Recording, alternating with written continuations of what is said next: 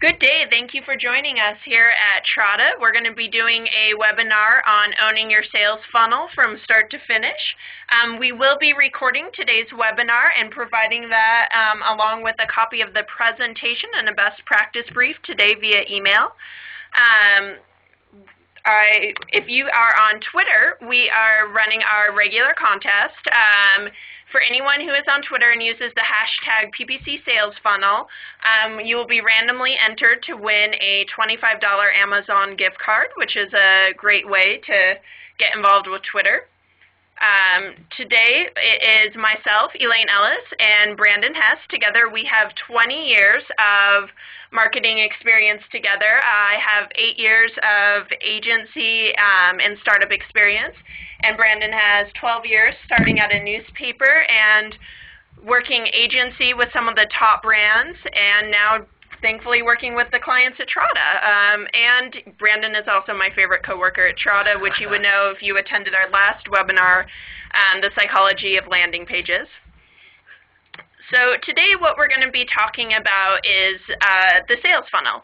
And it's the different stages from, how many leads do you need to get to a close? How many leads do you need to get to a commitment? We're going to talk about each of the different stages and then what marketing techniques might be most successful, and really understanding, all the different components that it takes to get to a sale. A lot of our clients will sometimes ask us, if we get the lead, where to next? And so we want to kind of provide the full spectrum, hence the colorful funnel of what it takes for a sales funnel. We're going to start with the first stage, which is awareness. Awareness is when they have a problem and they're looking for a solution or a need and looking for something that will solve that, or they don't even know they have a problem or need, and you need to drive that awareness that they need it. So there's different tactics for marketing, and with the sales funnel, you'll notice that it gets narrower at the bottom. That's because you're going to need to start with a lot of different leads, typically, to get the close. So how do you develop those leads? I'm going to talk about outbound and inbound marketing. Outbound is different aspects of marketing where you're kind of reaching out to that person to drive awareness. You're knocking on their door to let them know that you're available. So it's ads or sending emails, paid search, events, direct mail. It's a different form than inbound marketing, which is, blog, SEO, social media content. That's when they're knocking on your door. They have found you, they're coming to you, they want to learn more about you. And so, those different tactics each have their advantages, but it's something to keep in mind how they find you. If they found you, they might already have a little bit more trust, but if, you reached out to them, you might have to build that trust through education and during the evaluation periods. So within the sales funnel, most people's sales funnels look a little something like this. It's a tornado. You're going to have a lot of different marketing techniques, and they're all going to overlap. You're going to have your ebooks, your PPC, your PR, your email, your SEO, your references, your Twitter, your case study, your blogs. And so what you need to do is come up and understand each stage and make sure that you have marketing techniques that map back to that. And when you put together a marketing program, one of the things that you want to think about is you want to link each action to the next step. Like if you do a blog post, can you link to a webinar or an ebook? If you do a case study, what's the next action? What you want is continuous, actions to keep people aware in the sales funnel. And so what you're really trying to do with your program is when you're putting together that continuous link, you're trying to get people to, go the distance, make the field goal. So it might be a continuous string of someone finds you via paid search. During that time, they visit the blog, you offer them an ebook, they're at the evaluation stage and make the reference. And so to start with that, and I think this is really important, understanding what your current sales funnel is, where people are following into each stage of marketing, and looking at your analytics to see what your current sales funnel is. So one quick way to do this, most people have Google Analytics, is going to Google Analytics, taking a look at your conversions, and looking at your reverse goal path. Before they visit the thank you page, what touch point do they have? What's the touch point before that? We know at Trada that about 20% of our leads touch the blog, which tells us it's really valuable for education purposes. And you want to watch for leaky leaks of leads.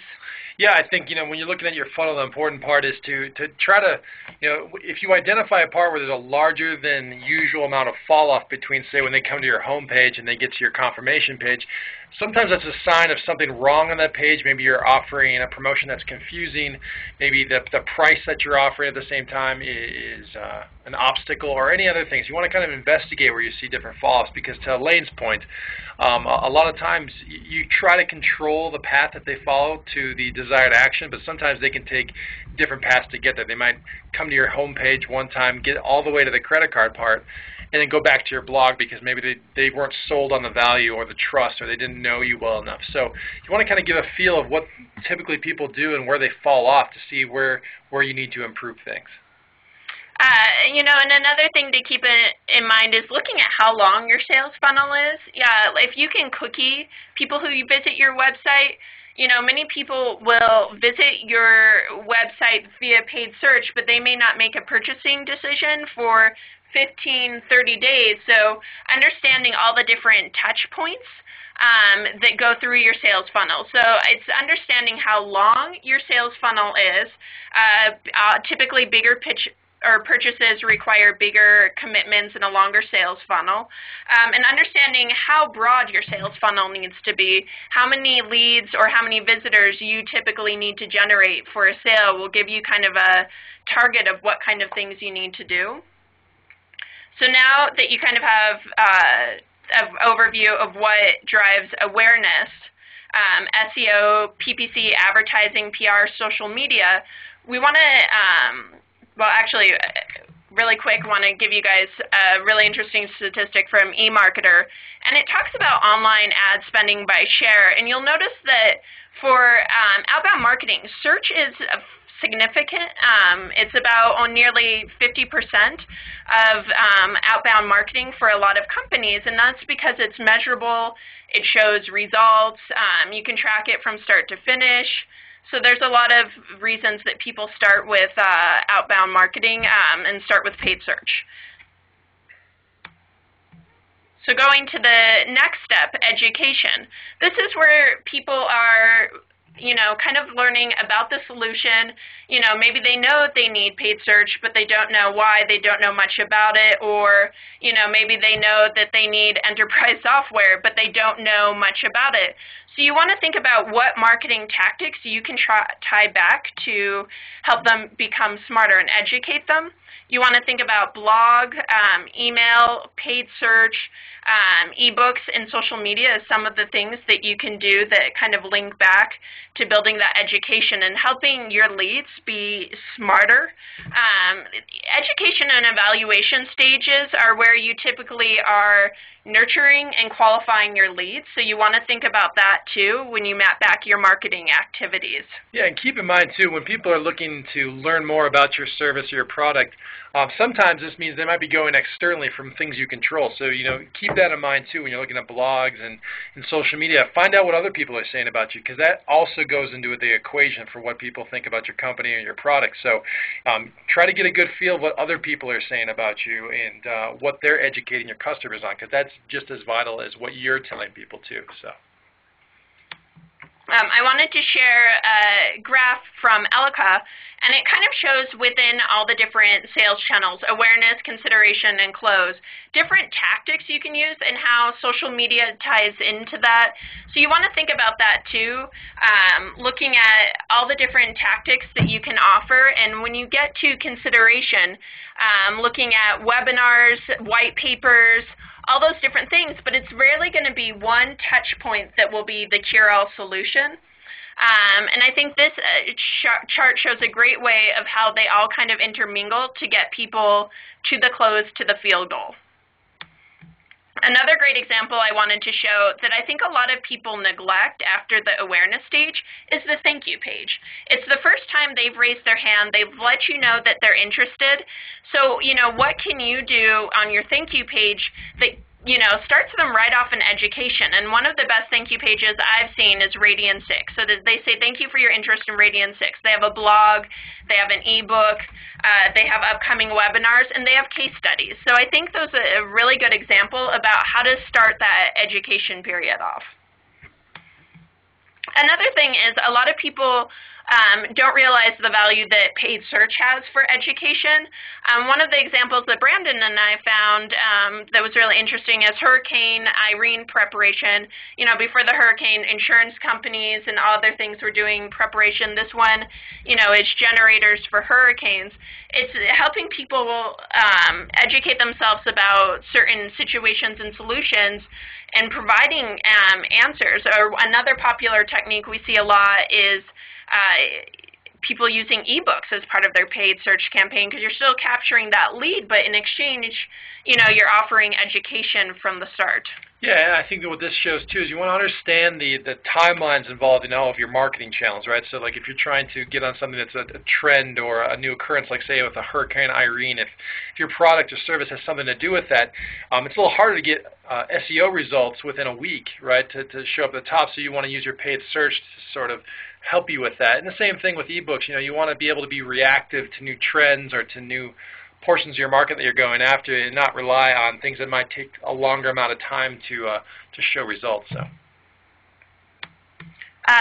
One thing that's also important that I think is a great tool for education is email. Getting emails right from the start through the lead form or from the moment they visit your site is a great way to keep your sales funnel full. This is Foodsie, which is a kind of a site for people who love natural and organic and local food products, and they do good food to your inbox, and this is a pop-up they offer. And I love this technique because although people don't like pop-ups, they're extremely successful. They're great at grabbing emails, and what they're helping to do is, they're offering you deals, they're offering you information about local producers, and telling you stories about food. And so a lot of people really enjoyed that, and so it's a good exchange for the education.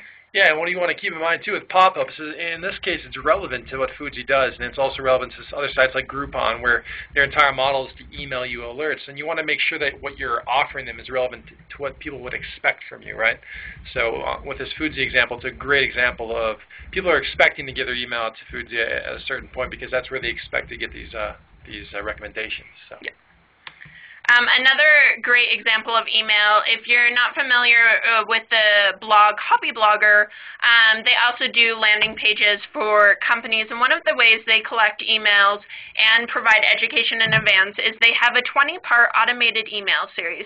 So you give them your email and you get a 20-part email on internet marketing. We do this at Trada. We have it's called an email drip campaign for people who are interested in paid search. So it's a very introductory level look at paid search. It's like PPC 101. So we're helping to educate but collecting emails as we do it, which is an important part of keeping the sales funnel filled and providing value.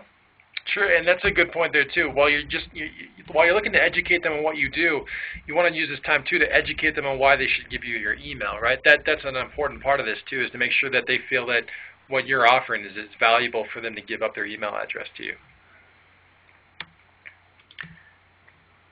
I wanted to show this example. One of my marketing heroes is Jeremiah Andrick of Logitech. And one of the things that Logitech offers are very expensive $200 pairs of earplugs for touring musicians. And in fact, nearly 90% of touring musicians use it. But it's an expensive purchase. You have to go see an ear doctor to get fitted for it. It's a commitment. And so when I talked to Jeremiah about social media, one of the things he said with Sales Funnel is for SEO and PPC gets them there, but they're really not ready to commit to the purchase at the time. So what they're passionate about is providing content to keep those people coming back, owning their sales funnel from start to finish, and providing content to the touring musicians. So they have a blog called Ultimate Ears Presents with great, really unusual content about independent musicians. They have a former writer for Rolling Stones, really understands the different musicians out there. And they provide free music. So they're really doing a great job at something that you wouldn't think, earphones, where social media marketing could be so valuable. And I kind of want to talk, so the next stage, evaluation. This is, when you're considering the different options, you know enough to have an idea of what you're looking for, and you're probably considering different solutions, different options, different products. And so as a marketer, what are some of the things you should consider? Offers. I think providing things that bring value, references or case studies, different ways that you can show that it has worked for someone successfully, testimonials. What we talked about in our last webinar, which is called social proof. This is often using social media or reviews. It's, other people on their own saying that this is something that has worked for me. So a case study page might be something that a company might put together. For us, we see frequently stuff like people are like, has anyone used Trada? And so having people who will answer that question for us is social proof that Trada works. So you're talking about those different examples, I think this is a great job.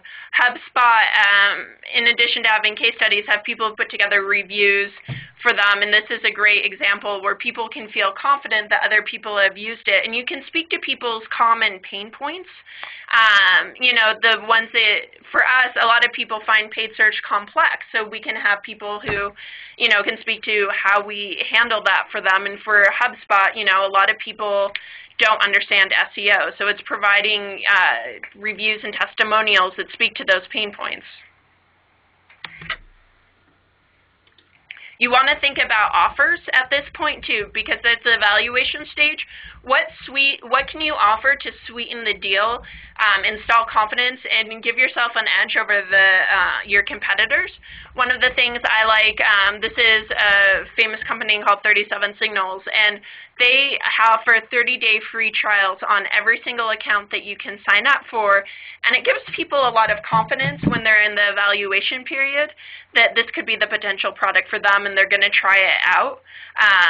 And a lot of times if you can get people to that stage, that's where you're most likely going to see decisions. But if they can't try it out, they might not be as apt to use your solution. Right, and you want to keep in mind too that in this evaluation stage, just like everybody else, they're likely going to be comparing what you're offering to what your competitors are offering. And to what Elaine talked about is keep a very close attention to what your competitors are offering and how you weigh up against that, because once you start getting into an offer or a price or the like, you want to make sure that you're countering anything that they might be seeing on another site that's doing something similar as you. So in the evaluation stage, always just assume that they're evaluating you against somebody else, and try to keep in mind what they're going to be looking for in that stage. And I think another great thing is at the evaluation stage, what I really loved with Salesforce is they have demos loud and clear on every product they have on their homepage. This is a great way in the evaluation stage for people to see what you offer, and by having automated demos is something that you can kind of really help people with the evaluation stage. And you'll notice for every single product, you have the ability to see a demo right then and there for all of Salesforce products. I think social proof, especially reviews, are extremely valuable when people are making decisions about consumer products. One company that's really well known for theirs is ModCloth, with its alternative clothing apparel. And they do a really good job of putting their reviews front and center, right at the top, above almost anything else that you can see. And then it also they mark their top rated, and it kind of helps you pick out what other people might enjoy. So thinking about ways to show social proof is a great way to map that stage back in the evaluation period. Again, an offer, I think one of the things that people really underutilize their Facebook page, it tends to be very static. I think Threadless does a really good job of, helping people make that sale decision, that decision to purchase. And so they always incorporate all of their sales into their Facebook page, which also helps because they have, a third of a million Facebook fans, which is higher than most people, but they're really good about making those offers, putting on their Facebook wall and again on, the upper left corner. So it has that advantage. So think about within your social media sites, the offers that you can be doing, the different Facebook pages, Twitter, blog, what can you be using and what can you be doing offers for? Yeah, when they're evaluating things, another point to keep in mind is if you're handling a Twitter and a Facebook page and your own page, make sure that you keep in mind that if someone's coming to your Facebook and they see it's outdated or the offer doesn't stand true anymore, that they're going to take that into their evaluation. So, if you're managing different channels, make sure you're keeping those up to date because that's important as well. If someone comes to your Facebook page and your latest thing is a sale that doesn't exist anymore, that's hard for them to act on because then they're going to think that it still exists, come to your site and find out that it's been pulled back. So just try to keep things fresh too. I think to Elaine's point is make sure that you're giving a good reason for them to use your channels. So with evaluation and education, you're at the point where you've established trust and people are ready to make the commitment. And so you want to think about the different components of marketing that you can do there as well, because as any marketer will tell you, even until the deal's closed and signed or, the product has been purchased, even at the commitment point, many people will walk away. So you want to think about different marketing channels. If someone signed up for a 30-day trial, those kind of things, what can you be doing to ensure commitment? Brandon talks about something he calls second close marketing, which is where someone has gotten to the stage and walked away. There's things that you can offer rewards for people. You can, again, offer references. And I also think if you've got the 30-day trial, like tutorials or different ways that you can really entrench people with your product and making sure they understand it. And you'll also, as a company, want to look for, as you're qualifying, cues that say this person is the right lead for us. One thing that I think was really interesting is a local company here is a social media monitoring service. And for them, within their free trial, if someone put in more than 5 keywords that they were monitoring for, it was a trigger that they were 90% more likely to upgrade to the pro version. So looking for different triggers too during the commitment stage can help you determine who you should be really marketing to as well, so keep that in mind. One of the most popular ways I think is important is retargeting. You'll see this a lot, like if you go to Overstock or Anthropologie and you put 3 or 4 things in your cart and you abandon your cart, you're not ready for the purchase, maybe you're waiting for the paycheck, you'll see retargeting, which is when you visit a site and then you'll see an ad for that site later on a different one. Like I visited SAP and then saw their ad later on Fast Company. I've put things in my cart for Overstock and then seen those exact products in a retargeting ad. So it's a great way to stay top of mind. I've seen Anthropologie send an email like, you've got 7 things in your cart, would you like to make a purchase?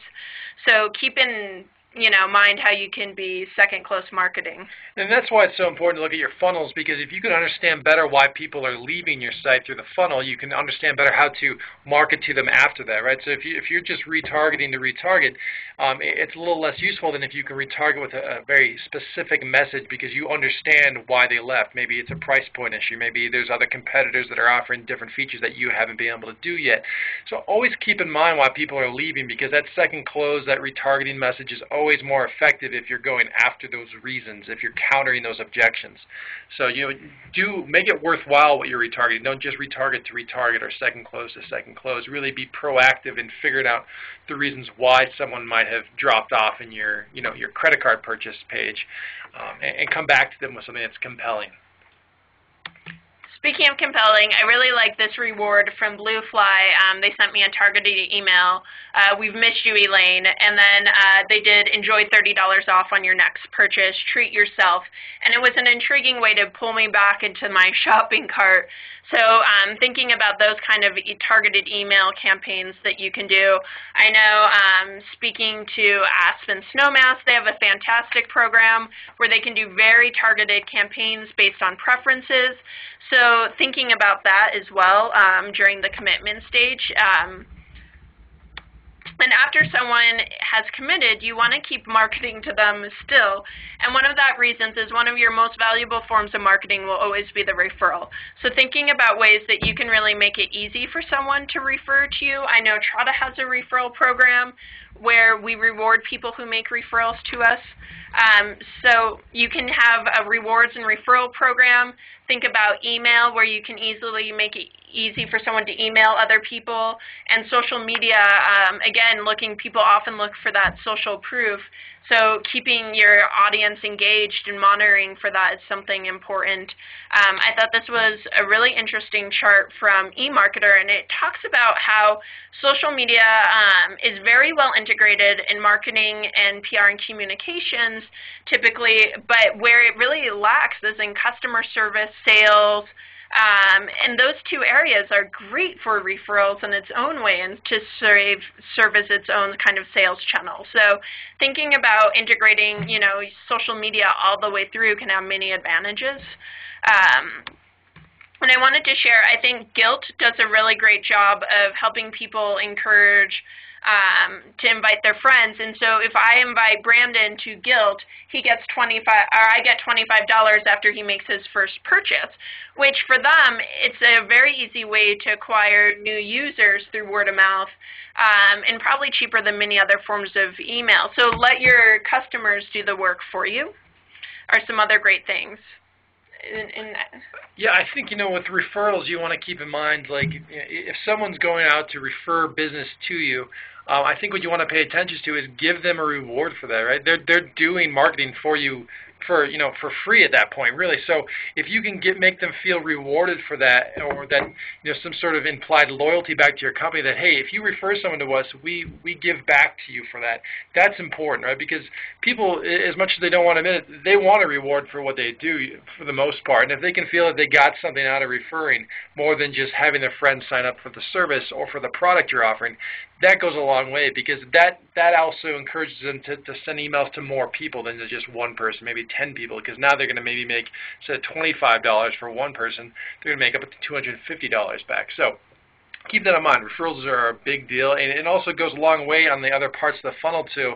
If people aren't referring you, maybe the offer isn't important. Maybe it's the service isn't good. Maybe your product isn't living up to their expectations, and you want to keep that in mind. There's not always one reason why a certain part of your funnel is not working, and you want to keep very close attention. Whether you're a product or a service, there's implied parts of quality that people look at. If your product's not living up to their expectations, if your service isn't living up to promises, all of those things, keep that in mind. Well, now that we've kind of discussed the different marketing and all the different stages of the funnel that you can apply, we'd love to give you a couple quick seconds to tell you guys about Trada. What Trada is a crowdsourced paid search marketplace. So that means we have about 2,000 paid search experts who get into the campaigns, and they do a lot of the heavy lifting that people who are running different marketing programs may not necessarily have the time or ability to give their full attention to. So the Trada paid search experts will come up with the keywords, the ad copy, the ad groups, a lot of stuff that is very technical and that people may not have time for. And so with Trada, you have multiple experts working on your campaign. So you're going to get diversity of thinking. You're going to get, people who are thinking about your campaign in a different way. You're going to get constant optimization that you may not be able to dedicate yourself. And one of the biggest advantages is multiple ad networks. Trada integrates with both Google and the Search Alliance, which compromises Yahoo and Bing. So you're able to get on all three of those networks, which most marketers don't have the ability to run multiple campaigns, but they're missing out on really great conversions on Bing because most people kind of tend to shift towards Google. So that kind of wraps up a bit about Trada.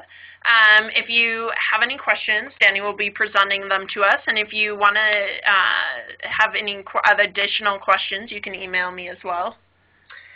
Yeah, and we'll get to those questions in a sec. I just wanted to remind everyone that you can ask us questions about Trada as well. Brandon and Elaine can address that. And if anybody wants a Trada demo, just type "I want a demo" into the chat box. And if you decide you want one later, you can email me at dranda@trada.com. So our first question today is from Jen.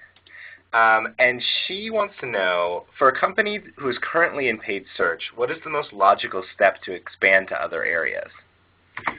Now, I guess that takes into account maybe a question on my part. If you're looking to expand to other areas of paid search, to answer that question particularly, if you've been doing paid search for a while, expansion usually requires some research around other markets you haven't gone after. A lot of times what will happen on paid search is, depending on how many people you have working on it, is that you'll focus on whatever's been working and just continue to refine that.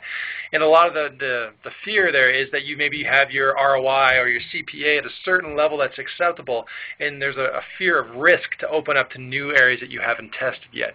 So a lot of point of expanding to different areas of PPC is to really set aside a portion of budget, set aside a bit of forgiveness, because something that's around pay-per-click is it's not set and forget. You might set up a new campaign, but unless you work on it continuously, it's hard to just set up a campaign and have it succeed out the door. So if you know that you're going to expand to different areas of paid search, just make sure that you have some forgiveness on that side, a budget that you have assigned for that, because there's going to be some research, some exploration you're going to have to really sort of invest in before that really comes back to pay off. So, try to identify a second portion. Maybe you've focused on branded terms, which is a very common thing to do on paid search, and it's usually a high converting section of paid search. If you're going to expand it to maybe adjacent areas, really try to focus on something very specific, know what the risks are, be upfront about that to the people that maybe you report to, and then set a timeline. Maybe it's 3 months that you're going to have to see if you can get things to a good goal, because sometimes you just don't know what the market's going to return as a CPA or as an ROI. So hopefully that answers the question. I didn't know if you were looking from paid search to SEO or not, but I'm just assuming that you're looking to expand into paid search.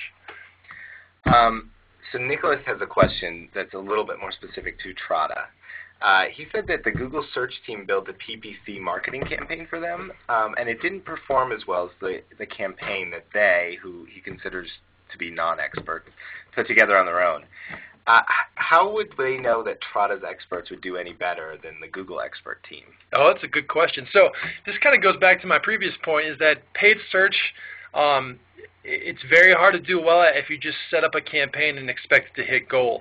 A lot of what paid search is the optimization part. So you set up a campaign, and if you don't work on it, it's usually just going to perform as well as it can, right? And that's a very simple statement, but you have to look at bid prices, you have to look at quality score, you have to think about new landing pages, you have to think about new ad copy, new promotions, and that's really what Trada brings, and that's what most freelance paid search experts would say they bring as well, is that continued optimization post making a campaign. Because a lot of what you do, even on Google's part, they're taking into account a lot of research, a lot of tools, a lot of assumptions, and without continued optimization of that initial starting point, really you're reliant on those assumptions and best guesses. And I think for Google experts there, they probably set it up in a very good way, but if you've been working on your campaign for a year, you have a year in front of them already of things that you've learned, lessons you've learned, trends you've seen, knowing more about your target, your market, your customers. And those things is what you want to pass on to the people working on your campaign. I think that's,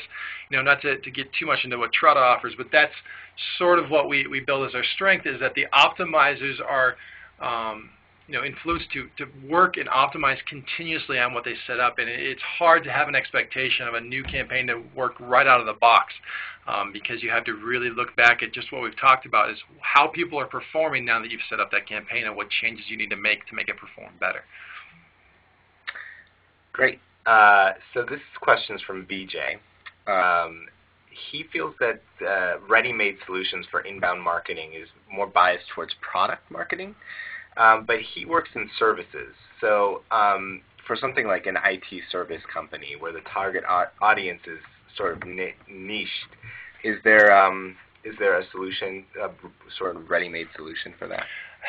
I think it's hard with ready-made because that's, I would say even on the product side, I don't know if there's anything that's ready-made, because if you're relying on things to, again, work immediately, you're kind of risking a lot there. Even if you're on a product where, if it's a simple product where you're offering, maybe you're a distributor of shoes that there's like 10 other distributors that are offering the same exact shoe, and you're only battling on price or free shipping or customer service on the end, you're still battling on a service aspect of what you're offering aside from just the same product they could find elsewhere. So if you're looking on the service side, for inbound marketing, you want to sort of keep in mind what people are going to be looking for when they come to you for a service. What's important to your niche market. If you're in IT services, maybe you're into security, how do you build the best case immediately when someone gets to your site, to your blog, to your social media of why they should choose your service over somebody else's service? Because service is a little, it's much different than a product. Products are, depending on the product, of course, a service relies on a lot of,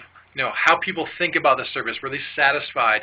How many things can you show them that people have been satisfied?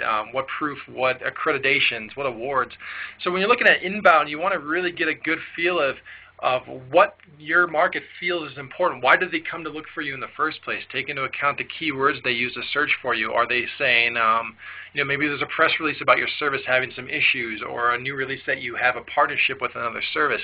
So try to keep that in mind. I know that's a lot of things to talk about, but products and services, while different, it's still the same thing. People are looking to use your service, and you want to figure out how you can compel them down that road if they're coming to you. So I would argue there's not a lot of ready-made things that work well out of the box. You want to really always take into account who your customers are, what they want, and what they're looking for.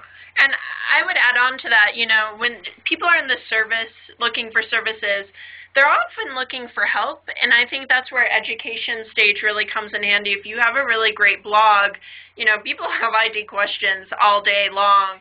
Or I think of I know this one law firm that does homeowners associations exclusively.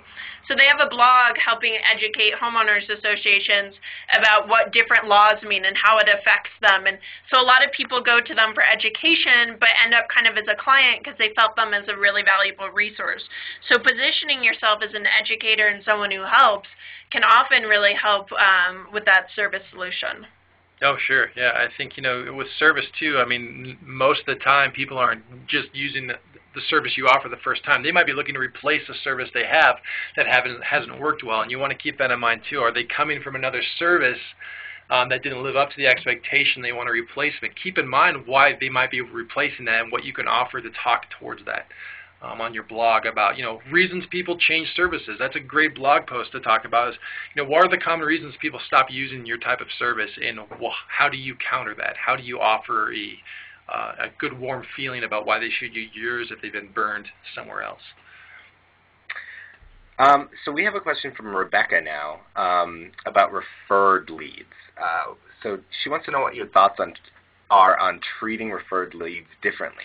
Do you have any data on how treating them differently than the rest of your leads impacts conversion? I don't know if I have data I can pull out of my hat right now, but I would definitely say you should treat referred leads differently than just inbound leads. And the reason being is that if I refer somebody with service, I'm taking a little bit on my shoulders that what I'm referring them to use is going to work, right? So if I say, hey, go use X product, go use X service, and that doesn't turn out well, it's not just a reflection on you, it's a reflection on that person that referred them, right? So you want to take into account that maybe a current customer, whether they bought a product or is currently using your service, is putting some of their reputation on the line to refer a friend to you. So if you treat them a little differently, not to say that they have to be all VIP, but to keep in mind that there's a little bit of a shared responsibility that you're not just entertaining a lead from that new client or new customer, you're also sort of servicing a current customer and a current client by making sure that the referral doesn't burn them. So I would say, just from the social implications that you now deal with more than you used to on the internet, is that you want to keep in mind that if you're getting referred leads, that you're taking them down a different path. Maybe there's a little easier path for them to go through on the purchase or on the service or the lead form. And I can speak to Trada specifically. I know that referred leads have a significantly higher close rate than any other lead source. Great. So we're going to turn to retargeting for this question. This is from Yuri. And he wants to know, do you think that retargeting is at a stage now where it's mature enough to use as a marketing tool? I think so. Personally, just from what I've seen, I think it always relies more heavily on how you use it. I mean, I think we're still dealing with a very new medium, even though the internet's been around for a while. I mean, a lot of it's still not as mature as older traditional things like newspapers or radio or TV. But at the same point, it's all about how you use that tool. And to my previous point on retargeting, if you're just retargeting people with the same message that you're already using on your standard banners that you're just putting out there for brand awareness, it's probably not going to be as effective than if you make a different message for retargeting. Because if people came to your site and left it, there's a different message you want to imply to them because they're probably already familiar with who you are. They're already familiar with what you offer, and for some reason or not, you're trying to pull them back to your site with an offer, with a reason maybe that wasn't on the site. Maybe it's a timely item. Maybe a press release came out in the last month that wasn't probably known at that point. So I think retargeting works really well if you use it based on why people left your site or why people haven't done the action you're trying to retarget them back towards. Trata uses retargeting as well for display ads, and we have had really fantastic success with it at a really great cost per lead. And one of the things I think that if you're a B2B company and you do a lot of education, we have a really active blog, that kind of stuff, you're going to see a lot of visitors who may not exactly recognize the service that you offer. And so kind of retargeting them and remarketing to them via display ads can be extremely successful. I know SEO Moz has spoken to this previously because they have tremendous traffic with their blog, and people looking for SEO help may not really recognize the SEO solutions that SEO Moz has, but the ads really are a great way to kind of lure people back in. So it's kind of adding extra attention to your education component. Yeah, I think that's a good point too. I mean, varying how you use all your channels is a good idea because there's certain parts of your target customers that don't use certain parts of certain channels, right? So there's people that can install ad block on Firefox where they don't want display ads to ever come up on their browser, and they'll never see your ads. So you want to always make sure that you're not just relying on one source for everything, because there's even people that just won't click on an organic or a paid listing, or that don't read blogs because they don't know what they are, or the like. So you always want to keep that in mind, that while customers might behave the same, they might have different tastes in what they listen to and their awareness on the internet. Well, we have one more question today, and it's from Nicholas, and it's about Trata. And Nicholas, hopefully I'm getting the essence of your question right. He wants to know about the return on investment for using Trata. And specifically, is there a break-even point where an advertiser uses Trata and can expect to get a good return?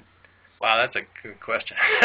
I mean, that requires a little bit more knowledge into what you're selling or what your goals are, really. I mean, it's hard to ever guarantee an ROI on any product or any marketing effort because it's so much reliant on both what you're offering, the product, the pages we don't control. So, generally what we say is, we try to build an expectation of 90 days, right? 90 days is typically what you'll see in a lot of marketing efforts for things to kind of mature, because to my previous point, setting up a paid search campaign takes some time itself, but to have it really work is to really respond to the data, and sometimes that takes 30 to 90 days because of seasonality, of trends, of different buying habits.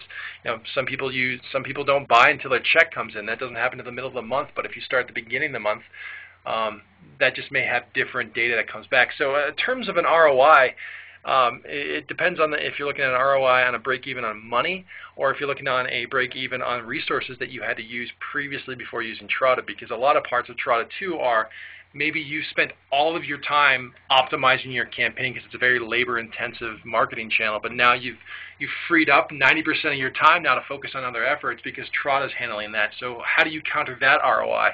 Because I think a lot of times what doesn't get impacted in terms of how people look at their CPA or their ROI is they don't take into account the amount of money they've spent on employees, on an agency to do that work, because they're just looking at what the data is outside of AdWords. You spent $10 on clicks, you got 1 conversion. Well, how much did you spend on that person that did the work?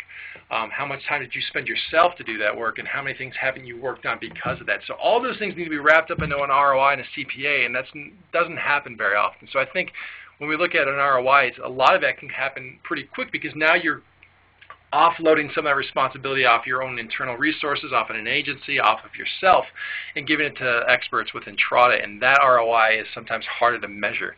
But 90 days is typically what we say if you're just looking at a data point from your paid searches. That's where we feel comfortable that things will sort of mature. The data that comes in, we've been able to make actions on. So if that answers your question, I hate to say that 31 days is when you'll break even, because then I'll get in trouble if that happens on the 32nd day. So.